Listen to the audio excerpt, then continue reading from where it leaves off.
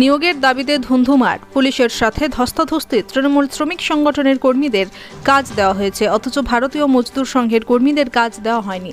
এই অভিযোগ তুলে গত বছর থেকে দুর্গাপুরের ডিটিপিএস কারখানার সামনে আন্দোলনে নেমেছে বিজেপি বিধায়ক লক্ষণ ঘড়ুইয়ের নেতৃত্বে ভারতীয় মজদুর সংঘ।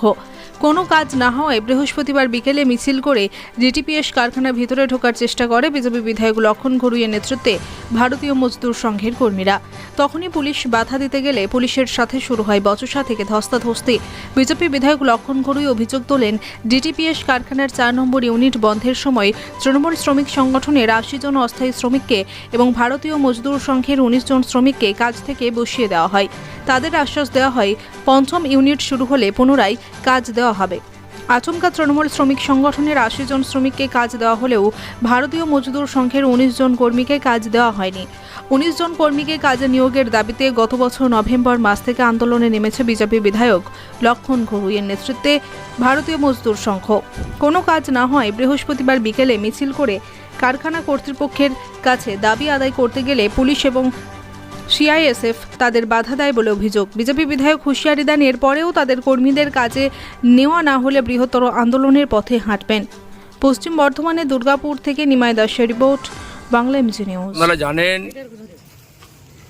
দুর্গাপুর ডিটিপিএসে দীর্ঘদিন যে কারখানা চলছিল, সেই কারখানা পুরনো হওয়ার জন্য, মেশিন পুরনো হওয়ার জন্য, আধুনিকরণ করার জন্য এখানে মোদী সরকার অর্থাৎ কেন্দ্রীয় সরকারের পক্ষ থেকে প্রায় 8,500 কোটি টাকা ইনভেস্ট হচ্ছে এলাকা ডেভেলপ করার জন্য।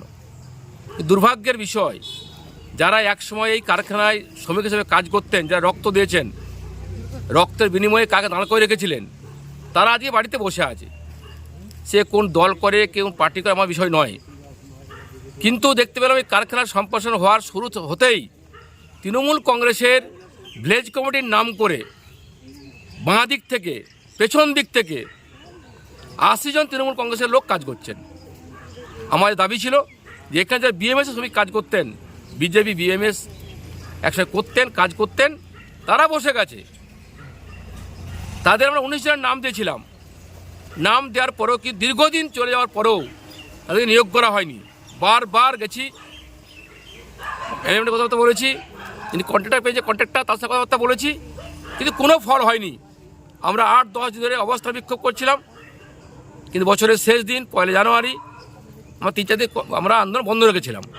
আজকে আবার এই আন্দোলন শুরু করছি এবং দুর্গাপুর বিজেপির পক্ষ থেকে বড় করে মিছিল করছি আমরা।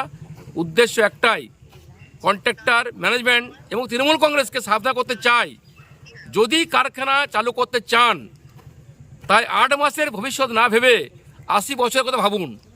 যদি না ভাবেন, একতম নিয়োগ করেন, যে বাংলাদেশে দুর্নীতি, চুরি, কাটমানি, 4-4টা গ্রুপ, বাইরে লোক ঢোকানো, স্থানীয় বেকারের কাজ না পাওয়া, সারা বাংলাদেশে চলছে, এখানে আমরা হতে দেব না। বারবার বলেছি, আমি সকলের বিধায়ক। দুর্গাপুরের ডিভিসি এলাকার 36, 37, 32, 33, 38 এই 5টা ওয়ার্ড আছে। এই ওয়ার্ডের ছেলেরাই চাকরি করবে। সে কোন দল করে, কোন পার্টি করে, আমার বিষয় নয়। কিন্তু একতরফাভাবে তৃণমূল কংগ্রেস তাদের লোক দিয়ে কাজ দিচ্ছেন। যারা বিএমএস করতেন, চাকরি করতেন, বসিয়ে দেওয়া হয়েছে। বারবার বলার পরেও ম্যানেজমেন্ট কোনো সদুত্তর ব্যবস্থা গ্রহণ করেননি। তাই আজকে আমরা আবার বিক্ষোভে নেমেছি এবং সাবধান করতে চাই, যদি কারখানা চলতে হয়, চালাতে হয়, ইনভেস্ট আসতে হয়, তাহলে বিএমএসকে বাদ দিয়ে বিজেপিকে বাদ দিয়ে সম্ভব নয়। তৃণমূলকে বলবো, ম্যানেজমেন্টকে বলবো, কন্ট্রাক্টরকে বলবো, প্রশাসনকে বলবো, আমরা একতম নিয়োগ না করে যারা বিএমএসের বসে আছে তাদেরকে নিয়োগ করুন।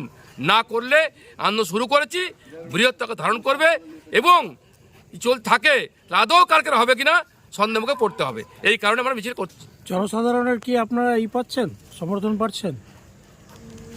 জনসাধারণ দুহাত তুলে আশীর্বাদ করছেন।